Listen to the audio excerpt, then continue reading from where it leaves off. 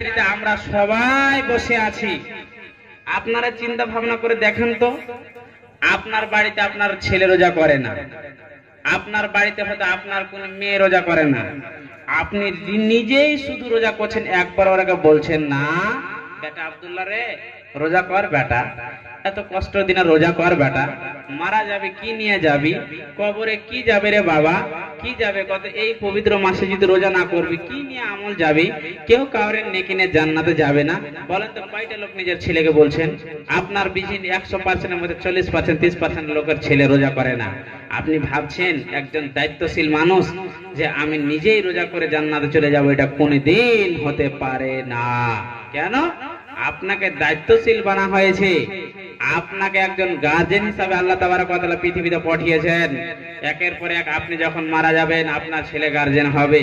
আপনি কয়বার আপনার ছেলেকে বলছেন বেটা নামাজ পড় রোজা কর, আপনি ভাবছেন না ছেলে রোজা ছেড়ে দে, যদি আমার ছেলে রোজা করে আমার ছেলে হেরে যাবে, আমার ছেলের শরীর দুর্বল হয়ে যাবে।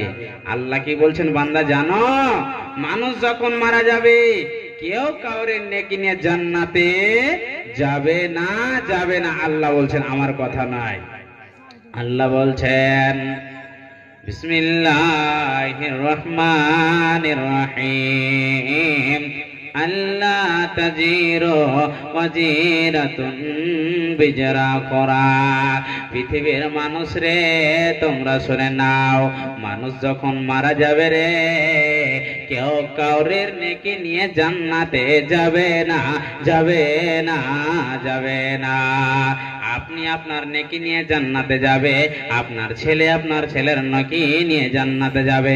এই রমজানুল মুবারক মাসে আপনি আপনার ছেলেকে বলতে পারলেন না বাবা আব্দুল্লাহ রে যা যা বেটা তুই সেহরি খেয়ে নে, তুই রোজা রেখে নে। একবারও বলো না, আপনি নিজেই রোজা করছেন আর আপনার একবারও বাড়িতে আপনি বলেন না। আল্লাহ বলছেন বান্দারে তোর আমল নষ্ট হয়ে যাবে রে বান্দা।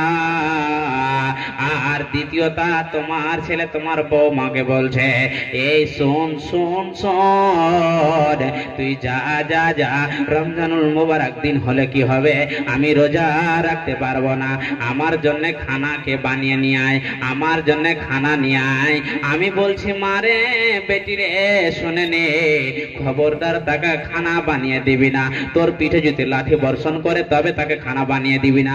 হ্যাঁ কখন বানাবেন একটুখানি শুনেলেন, তোমার স্বামী অসুস্থ আছে, দুর্বল আছে, চলতে পারে না, বিমার আছে, তুমি তাকে খানা বানিয়ে দাও, কোনো অসুবিধা নাই, গুনাহ হবে না। তার জন্য যদি চাই তার বাড়ির পরিবার খানা দিবে, কিংবা ফকির মিসকিনকে তাকে প্রতিদিন তার চাওয়াল দিবে, টাকা দিবে, জি খাওয়ান, কিন্তু আপনি খবরদার তাকে খানা বানিয়ে খিলাবেন না।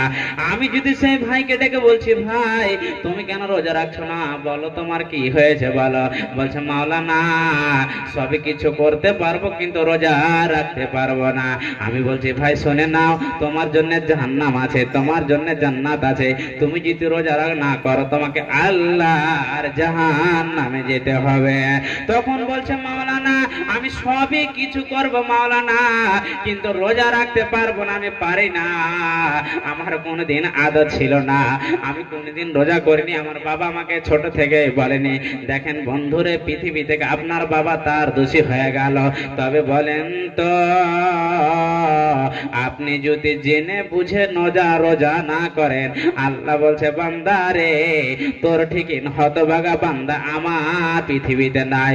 তবে শুনেলে তুই নামাজ পড়িস রোজা রাখিস তবে আমার কোনো অসুবিধা নাই, আর তুই না করলে আমার অসুবিধা নাই। তবে বান্দা শুনে নে, তুই যদি নামাজ পড়িস রোজা রাখিস তোর জন্য কামিয়াব হয়ে যাবে। আজকে পৃথিবীর মানুষ, আজকে যখন আমরা শুধু বলছি আমাদের মাল দাওলাত কখন হবে, আমরা রোজা করব না, রোজারা ছাড়ে দেব।